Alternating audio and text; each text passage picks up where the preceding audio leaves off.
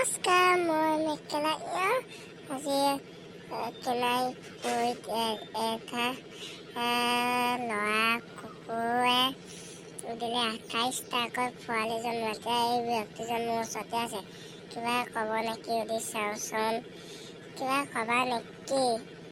নমস্কাৰ, মই আজি মোৰ কুকুৰটোৱে 27টাকৈ পোৱালি জন্ম দি ৱৰ্ল্ড ৰেকৰ্ড কৰিছে।